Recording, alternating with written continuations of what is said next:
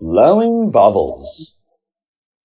In the summertime, the Fat Controller arranges special events on the railway for visitors to enjoy.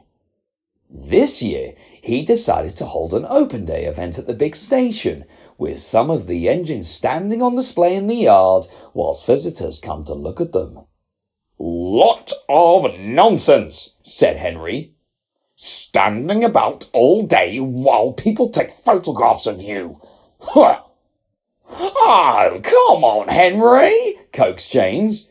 "It'll be fun, and an excuse to get an extra polish." "Fun for you, maybe. I'd sooner be out on the main line, pulling trains and making myself useful, not standing about like animals in a zoo." Thomas snorted. "At the very least, you could try and smile a little. It'll just be for one day." It wasn't long before the open day arrived. The drivers and firemen arrived earlier than usual to give their engines an extra polish. Thomas, Edward, James, Percy, and Gordon were the first to arrive in the special section of the yard that had been roped off and laid out. But the Fat Controller was concerned. "Henry should have been back from pulling the kipper by now," he said anxiously. "Can't we have the open day without him?" offered James. "I'm afraid we can't. He's been included on the posters and the leaflets advertising the event. Unless he gets here soon."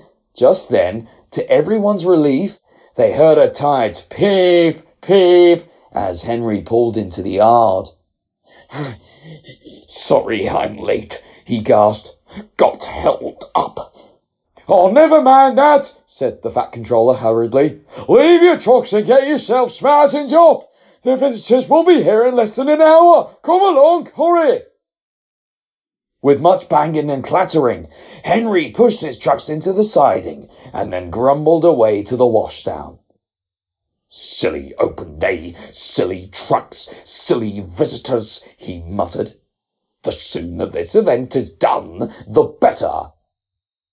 As well as a polish, the driver and fireman gave Henry a proper hose down to wash away the smell of fish. They used bucketfuls of hot soapy water, which they then rinsed off using a hose.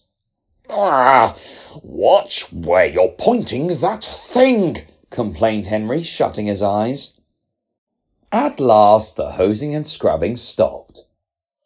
Well, that's the best we can do," sighed the driver, mopping his brow. "Now let's refill your tank and get back up to the others."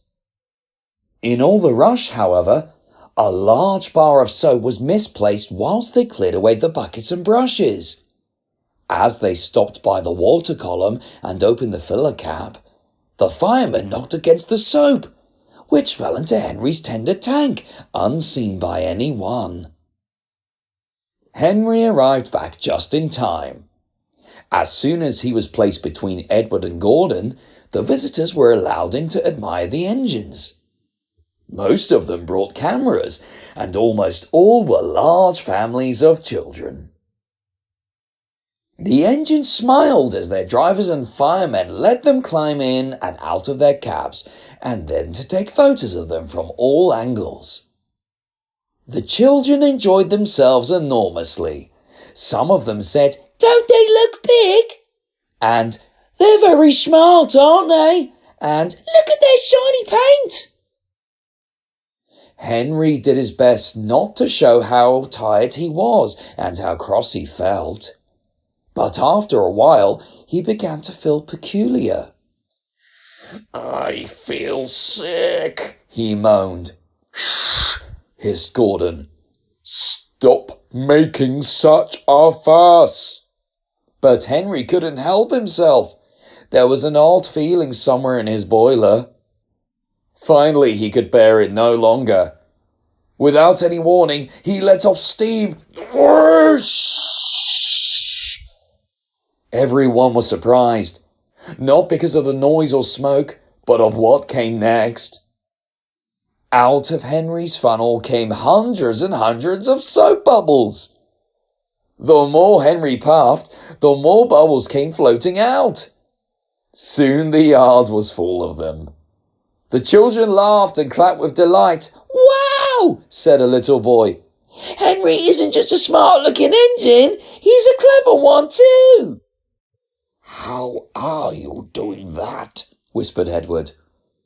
"I don't know," muttered Henry. "But it feels very odd, I can tell you." At last the firemen shut off steam, and Henry stopped bubbling. When they had got over their surprise, everyone agreed that it was an extra special treat to the open day, and they told the Fat Controller so. All the same, Henry was not pleased when they discovered where the bubbles had come from. After the visitors went home, Henry's boiler and tubes were given a thorough clean, and he felt much better. But for the rest of the evening, the other engines remarked how they might have preferred it forever blowing bubbles.